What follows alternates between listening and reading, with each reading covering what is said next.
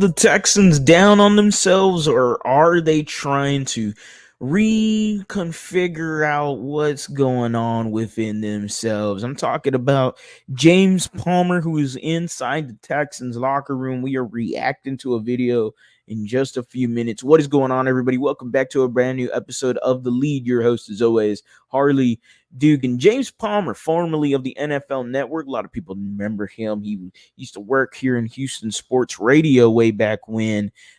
He was on Steve Smith's podcast. Yes, former wide receiver Steve Smith from the Carolina Panthers. And James Palmer had mentioned that he was there after the game, after we had our game-winning drive against the Jacksonville Jaguars. He mentioned he was in the locker room. He mentioned some interesting stuff.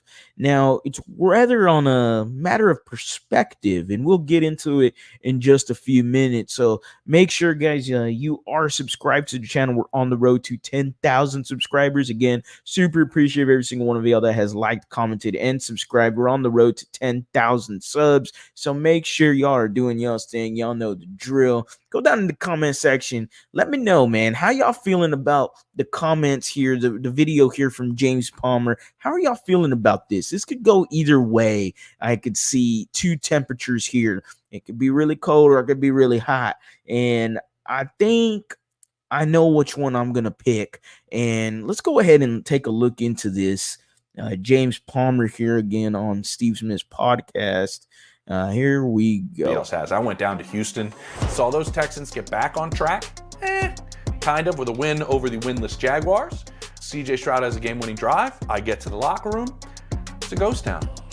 It was the worst winning locker room I have covered in 15 years of the NFL. I mean, my head's on a swivel. I'm like, did they not just have a game-winning drive, score with seconds left, and win this game? And there's nobody to be found. Guys who are in there are not talking. I go up to Stephon Diggs. Hey, man, you want to chat? I'm not talking today. Okay. Laramie Tunsil talked for like 30 seconds. And I'm trying to dig, going like, what am I missing something here? And then I kind of got to the bottom of it, making some calls and some texts.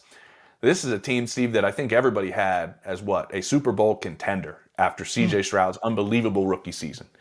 Then they just get destroyed by the Vikings 2 weeks ago.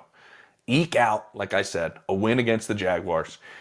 And essentially what I was told was, we cannot keep playing like this if we want to get to the places we believe we can get to. And my thought is something was said post-game by D'Amico Ryans to try to get yourself right because we have a game against Buffalo. Can you kind of, from a player's perspective, first take us inside this locker room and kind of what's that like when you've played on teams that have high expectations?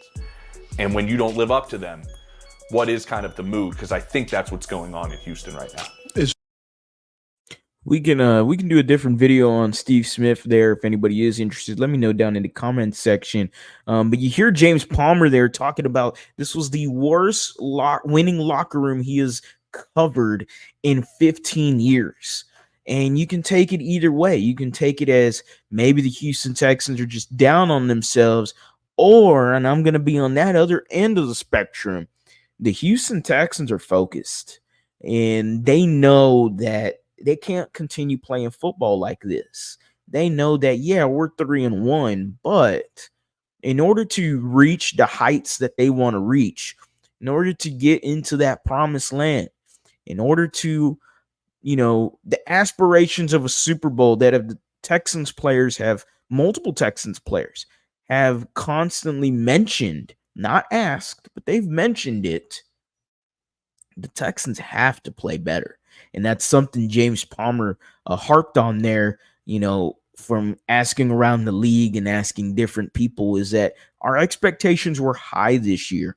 And was the bar set high? Absolutely. After what you saw in rookie years from D'Amico Ryans and CJ Stroud and company, you're thinking that this year, a second year under the system, and you are adding a Stephon Diggs and a Joe Mixon and a Danico Autry and Daniel Hunter. We haven't seen Danico Autry, but everything that is going on this year and all the hype train and all the optimism that was just raining out of NRG, it was expected for them to play better.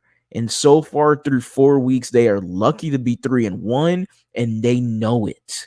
They know they got to play better. They know they got to change how this is. They know they barely eked out a win against the winless Jaguars. They can't play like this against the Buffalo Bills. You already heard my predictions video, 31-30, by the way. I got a Texans W, but at the end of the day, the only way they get this W is they have to play better. They have to turn it around. It all starts with D'Amico and number 7, and Bobby Slowick is in this conversation too. But everyone's got to do better. Everyone's got to perform better. Cut the penalties. Do your stuff. Do your thing. And go out there and show me why arguably you're one of the best rosters on paper in the NFL. I can't wait for this game. I really can't, because it can go either really good or you go really bad. And I'm expecting a focused Houston Texans to bounce back and get themselves right this week against the Buffalo Bills. As always, guys, go Astros, go Rockets, go Texans. You have a blessed day.